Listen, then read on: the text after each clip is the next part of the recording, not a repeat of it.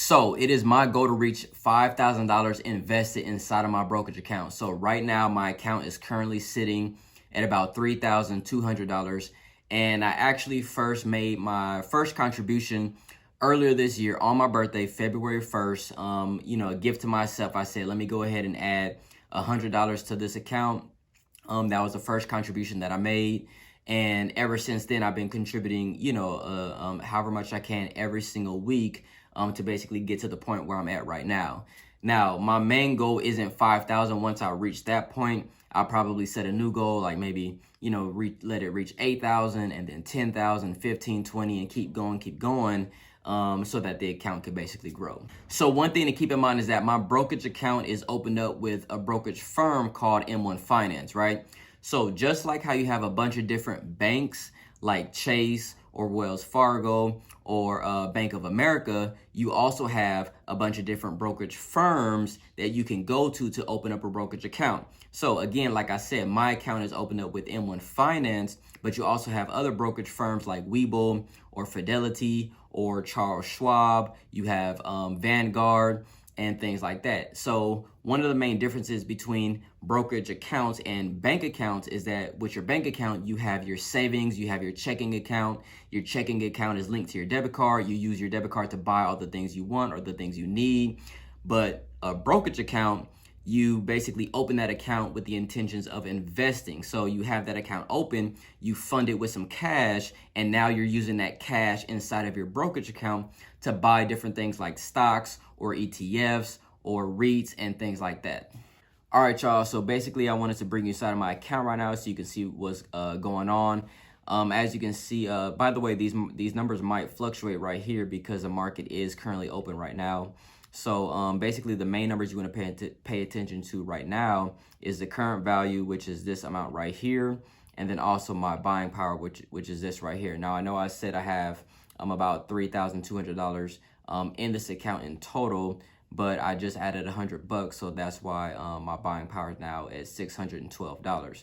So basically, you have this amount right here, which is the amount of money that's invested in the stock market, and then your buying power, which is this number right here, is the amount of cash that you have sitting in your account that's not invested. So that cash right there, this amount right here, is what you can use to buy whatever you want to buy. So if I wanted to buy $612 worth of Tesla or Amazon or Microsoft or whatever stock I wanted to buy, then I could do that right now because the market is open. So basically, if I go over here to my holdings tab, you can see right now I'm currently in 4 different positions, right? So I have the Schwab US Dividend Equity ETF. I have the my S&P 500 ETF, and then my NASDAQ ETF, and then also my position open in Alphabet, or AKA Google, right? So as you can see, right now what I have, so right now I'm up in my Schwab US Dividend Equity ETF. As you can see, it's $35 that I'm up. In my S&P 500, I'm up about $21. My NASDAQ QQQ, I'm up about $7. And then as you can see in Google, I'm down $15 and some change. So this amount right here plus this minus this equals the unrealized gain that I have right here. So right now I'm up about 2%. So this $49 gain that I have in my account means that's how much money I've basically made investing so far. So I'm up about $49. Now keep in mind that this amount right here can fluctuate very, very quickly. So like, in a matter of a couple of days, this could be down to like $20, or it could be negative $20, or it could be up, $80 or up $100. It just depends on how the market decides to fluctuate. So basically what I can do is show you guys how easy it is to go ahead and buy some stocks. So what I do is go to the portfolio page right here. I scroll down, I click here, and I have my 3 core holdings, which is the Schwab US Dividend Equity ETF, my S&P 500 ETF, and the QQQ ETF. So what I'm going to do is I'm going to click this right here, go ahead and click buy,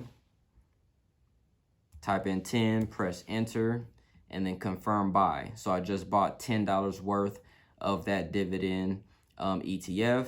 I'm gonna go ahead and go back, scroll down. Here's the S&P 500. I'm gonna click buy as well. I just wanna buy $10 worth right there. Click confirm buy. Boom, done. It's just that simple. And then go ahead and scroll down to last one in my core holdings, my QQQ NASDAQ ETF. Click buy.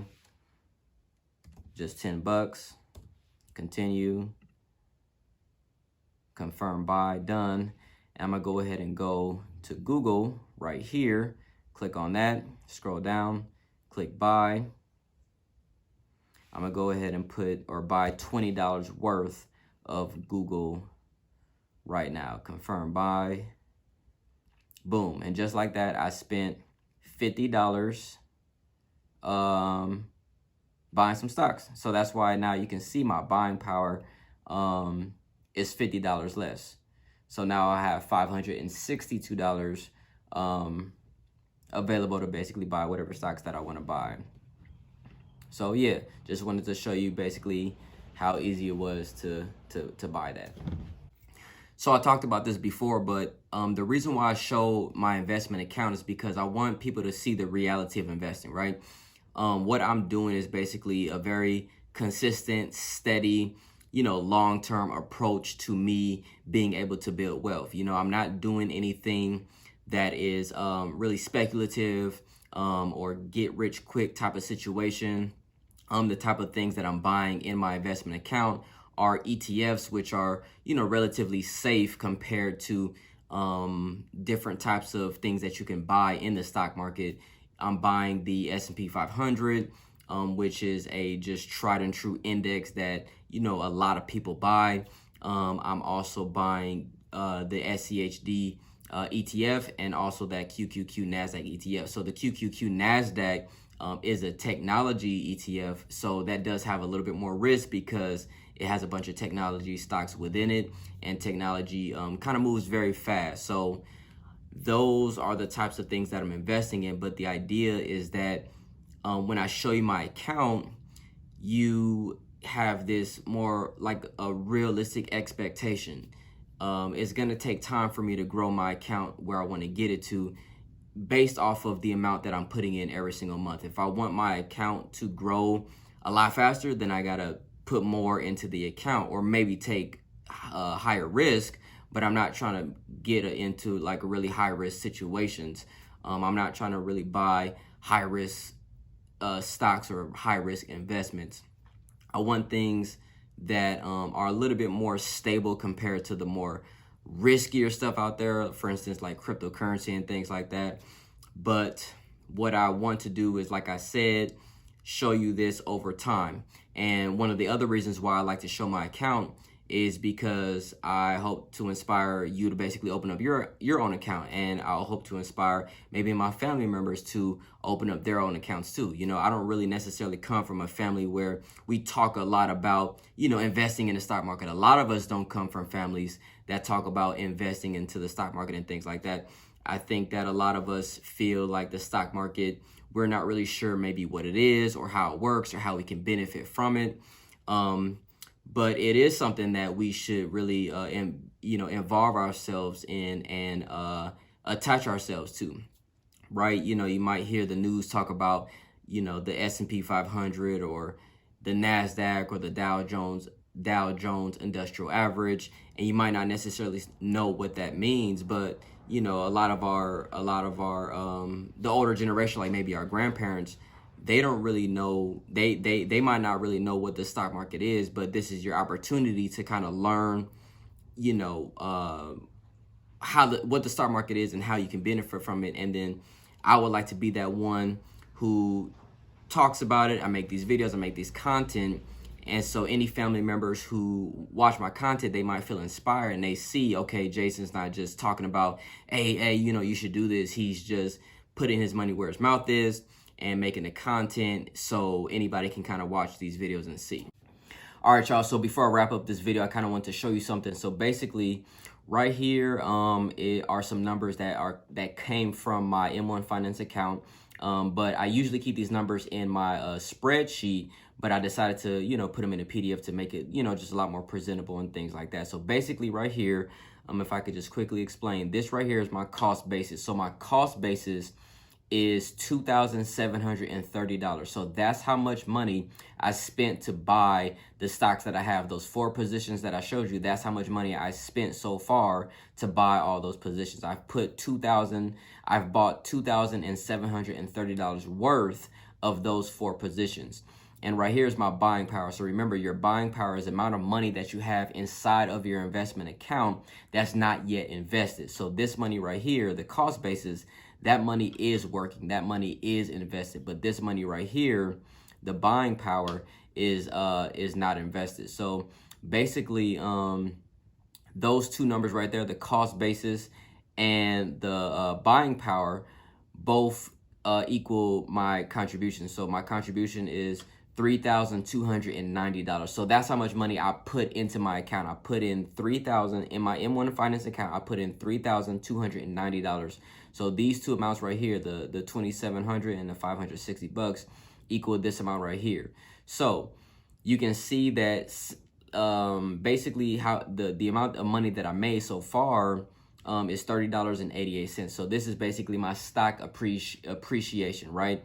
And then you can see right here, I've made $2.38 in dividends. So remember, dividends are basically, it's like an income. You can buy a stock for $5 and the stock goes up to like $7 or $10 or $15. That's the stock appreciating in value.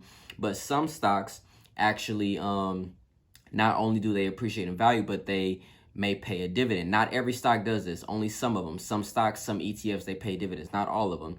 But the ones that do, you can create some kind of income flow or cash flow, because now not only are you buying a stock for a certain price and it can appreciate in value, but it's also paying you every single quarter a portion of the company's profits. And that's what a dividend is basically the company's way of saying, hey, you know what? You guys are investing in us. You're a shareholder of this company. Here is a portion of the profits that we've made, and we'll pay you this portion every single quarter or sometimes every single month. So that's basically what a dividend is. So all these numbers right here, the dividends, the unrealized gain, my contribution, the buying power, the cost basis, all of this, as you can see, equals the total amount inside of my account. So they call that the M1 net worth, which is $3,323.26. So like I said, so far I've made $30.88 plus $2.38 with my dividends. And you might be thinking to yourself like, okay, Jason, like you basically put in $3,290 and all you made so far was $30 and 30, like $32 basically. That's all you made. So I know what you're thinking, like, okay, that's not really a lot of money. But one thing you need to keep in mind is that, first of all, this is a long-term game for me, right? I'm not trying to buy things, like I said earlier, that are very risky. I'm trying to do slow and steady type of a marathon. So basically, and plus right now we are in a market downtrend. So the S&P 500, as you can see right here has been trending downward. So this point right here, which is January 4th, this was earlier this year. So as you can see, the stock market has been trending downward since January 4th. This was the beginning of the year, and right now we're right here at this point right now. So the fact that I'm even up in the green, $30.88, is a good thing, because that shows that I was able to buy at some of these lower points right here. If I would have bought this stock right here, this S&P 500 ETF, if I would have bought right here and I bought one share of this stock for about $433, then yes, right now it would be worth about $361. So as you can see right there. So, but the fact that I am in the green, about $30, means that, I was able to buy in, around in this area.